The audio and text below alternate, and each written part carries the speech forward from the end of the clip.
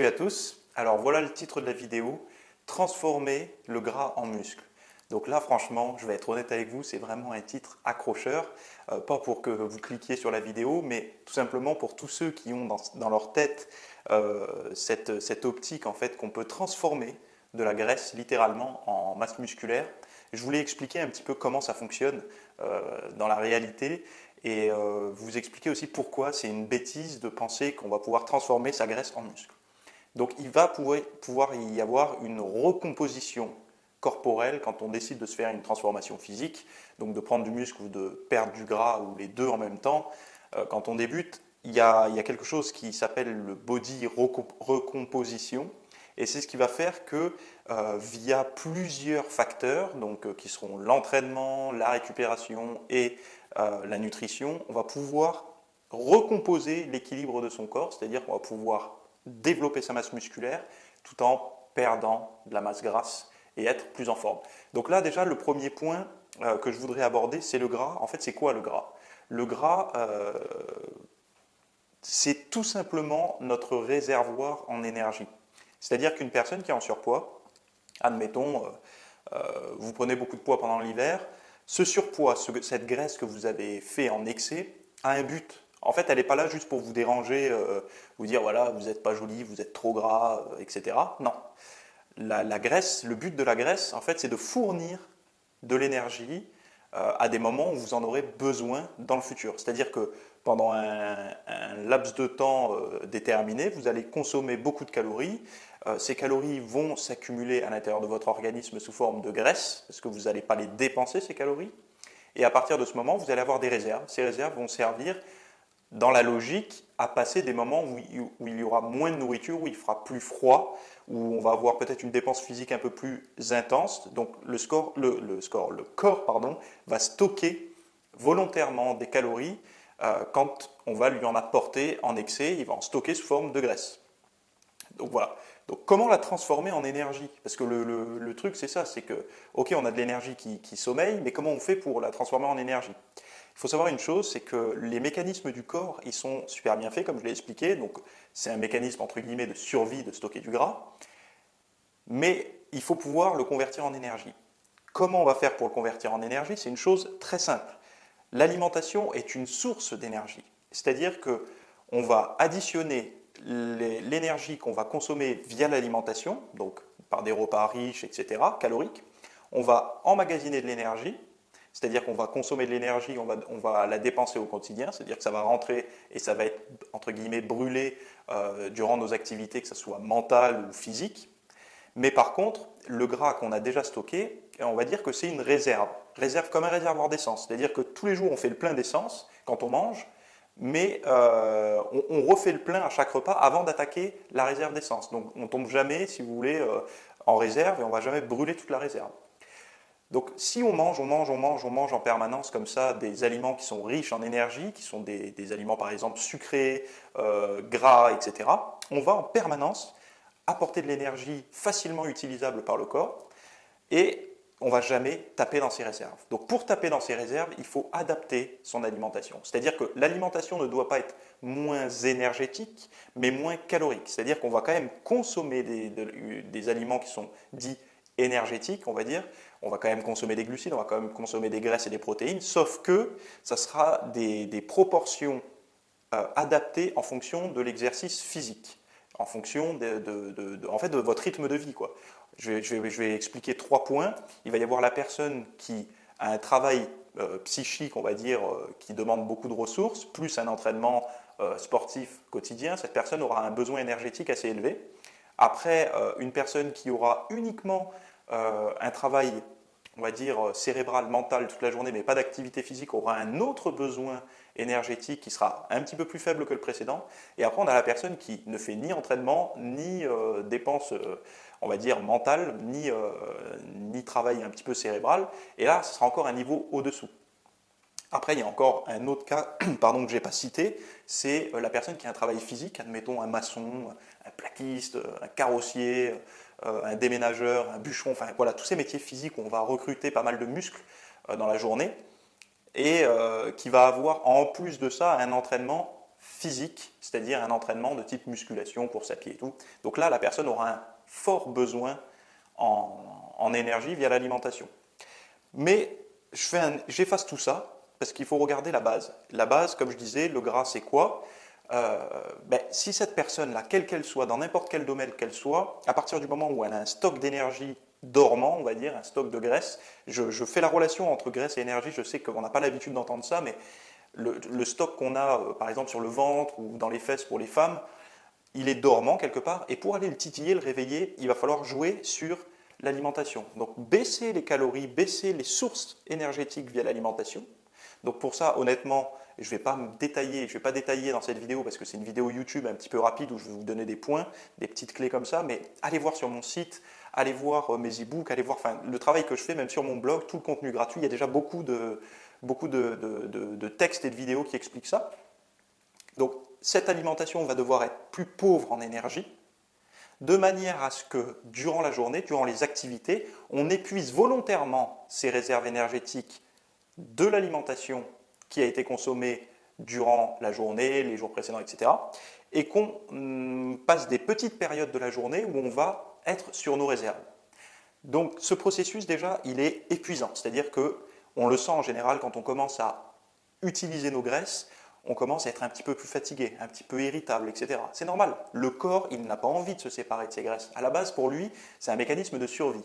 À partir du moment où il utilise ses graisses de réserve, pour lui, c'est quelque part, il se dit « Oula, qu'est-ce qui se passe? Il me donne moins à manger qu'avant. » Il commence à libérer un petit peu. Je commence à être obligé de donner ce que j'ai mis de côté, ce que j'ai épargné. Imaginez-vous votre compte en banque, admettons, vous avez mis du temps à économiser un petit peu d'argent.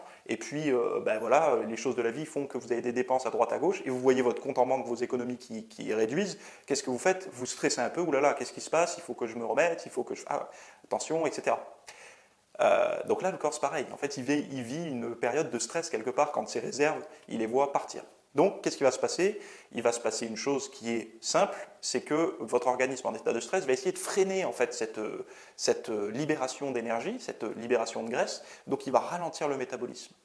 Et comme je l'explique dans d'autres vidéos, pour un petit peu relancer en permanence le métabolisme, il ne faut pas faire un long régime avec beaucoup de sport, avec beaucoup de cardio, etc. Parce que là, le corps, en fait, il est dans un stress tellement énorme qu'il va tout verrouiller et il va essayer de garder ses réserves et de sacrifier par contre des choses qui sont moins utiles comme un tour de bras, un tour de pectoraux, des choses comme ça. Il va essayer de puiser de l'énergie dans ces sources-là. Donc il va essayer de cataboliser, en fait, détruire du muscle. Et en parallèle, il y a une hormone qui va augmenter à fond les ballons, c'est le cortisol. Et le cortisol, c'est une hormone qui est anti-anabolique, en fait, catabolisante, on va dire. C'est une hormone en fait, qui est là pour détruire du tissu et en plus de ça, qui favorise le stress général au niveau du corps. Donc ça va se ressentir dans la tête, ça va se ressentir sur le physique, vous allez faire de la rétention d'eau. Enfin bon, bref, voilà. Donc c'est pour ça que des gros régimes forts, puissants comme ça d'un coup, avec beaucoup de sport, ça va marcher les quelques premières semaines et après on va être dans un état psychique et un état physique qui ne va pas être franchement ce qu'on recherche à la base. Donc transformer du gras en énergie, c'est simple. Un nouveau rythme alimentaire. Je vous renvoie vers mes autres vidéos et mes articles où vous allez sélectionner vos aliments de manière à ne pas apporter trop d'énergie via l'alimentation. Et ensuite, il y a autre chose qu'il va falloir voir, c'est le muscle, c'est quoi? Parce que concrètement, quand on dit transformer le gras en muscle, on pourrait se dire, si la personne croit à cette phrase, il va se dire, ok, le muscle, on prend du gras et puis je ne sais pas comment ça se passe, mais ça fait du muscle. Donc non, c'est pas comme ça que ça se passe. Le muscle, comment on va dire, entre guillemets, pour schématiser un petit peu les choses, le muscle n'apparaît que face à une contrainte quelque part. C'est-à-dire qu'on ne prend pas du muscle comme ça admettons, je ne vais pas dire, tiens, je vais manger des protéines en poudre ou des compléments alimentaires et je vais aller dormir et je vais me réveiller demain, j'aurai pris 500 grammes de muscle et puis comme ça, je vais pouvoir espérer prendre 10 kilos en un an. C'est pas comme ça que ça se passe. Tout ce que vous voyez via l'alimentation, les compléments alimentaires, etc., ce sont que des outils pour le chantier, en gros. Imaginez que vos muscles, ils ont besoin, en fin de compte, c'est pas imaginer, c'est comme ça que ça se passe, le muscle a besoin d'une contrainte. C'est-à-dire que pour se développer, vous vous rappelez un petit peu pour ceux qui ont regardé un petit peu les mangas et tout, ils disaient souvent ce qui te tue pas te rend plus fort. Moi, je me rappelle, je regardais quand j'étais plus jeune un dessin animé qui s'appelait Dragon Ball Z, et je me rappelle très bien que à chaque fois qu'il frôlait la mort, eh ben, il devenait plus fort. Et le muscle, en fait, c'est pareil. Bon, on ne va pas frôler la mort à chaque entraînement, mais à chaque fois qu'il atteint son point de rupture, son point de limite, où on l'a bien saccagé à l'entraînement, on a bien brisé des fibres, lui, qu'est-ce qu'il a envie de faire? Ben, il ne veut plus revivre cette situation-là. Il ne veut plus revivre cette contrainte. Donc, qu'est-ce qu'il va faire? Il va se développer. Mais pour se développer, il va lui falloir tout un arsenal de choses qui vont être indispensables. Donc, ça va être déjà une période de repos, puisque pour se reconstruire, si on tape en permanence dessus, il ne pourra jamais se reconstruire. Donc, on va briser, on va casser les fibres, et après, on va aller se reposer. On va se reposer, on va prendre du temps. Quand je dis se reposer, ce n'est pas se mettre au chômage et faire que de la muscu et se reposer. Non, quand je dis se reposer, quand on est au bureau, par exemple, on a entraîné nos pectoraux ou nos bras, ben, ils ne travaillent pas. On est là, c'est bon, ça récupère, il n'y a pas de souci. Le sommeil, pareil. Le sommeil, il va falloir se coucher et pas faire de la PlayStation ou de l'ordinateur en réseau ou je sais pas, tous ces trucs-là, jusqu'à 2-3 heures du matin et se lever à 7 heures pour aller à l'amphithéâtre étudier, enfin toutes ces choses-là. Non, ça, c'est pareil. La récupération, il faut être cohérent. C'est-à-dire qu'il va falloir se coucher, se lever, essayer à heure fixe en ayant quand même un minimum d'heures de sommeil par jour. Donc entre 6, 8, 9 heures, ça dépend en fonction des âges, des possibilités et tout, mais il va falloir respecter cette récupération. Et ensuite, il faut donner des matériaux. Les matériaux, le muscle ne peut pas grossir tout seul. Quand on commence la muscu, en général, on se dit je vais à l'entraînement et on ne se soucie pas de la nutrition. On ne se soucie pas de la nutrition parce que si on a été en surpoids, par exemple, on a eu tendance à prendre du poids et du gras, on va dire. Et quand on s'entraîne, on se rend compte d'une chose. Les personnes qui sont en surpoids vont se reconnaître, et ça je le sais. Toutes celles qui sont en surpoids et qui prennent du poids, du gras, on va dire, et qui se mettent à la musculation, ont des progrès plus rapides. Plus rapides en termes de volume, c'est-à-dire qu'elles se musclent, qu'elles sont plus charpentées, quoi. Ça, c'est normal, puisqu'elles ont une alimentation qui est hyper calorique. C'est-à-dire qu'elles donnent plus que ce qu'il faut à leur corps pour vivre quelque part. En permanence, elles avaient l'habitude de donner, si elles ont fait du gras, elles avaient l'habitude de donner des calories, des calories, des calories, des calories. Et quand on va s'entraîner, ben une partie de ces calories, bien qu'ils ne soient pas de bonne qualité, il y aura plus de chances qu'une personne qui mangeait pas assez. Elle aura plus de chances de fabriquer du muscle. Donc c'est pour ça que des fois on voit des personnes qui prennent du muscle mais qui restent gras. Simplement parce que l'alimentation est toujours trop calorique et surtout avec des mauvaises sources de calories. Donc elles restent grasses mais elles prennent du volume musculaire. Donc ça va être quelque chose à comprendre. C'est-à-dire qu'à partir du moment où on sait ça, on sait que le muscle a besoin d'une grosse contrainte, deux, d'avoir du repos pour pouvoir se développer, pour pouvoir se reconstruire, et trois, beaucoup de matériaux.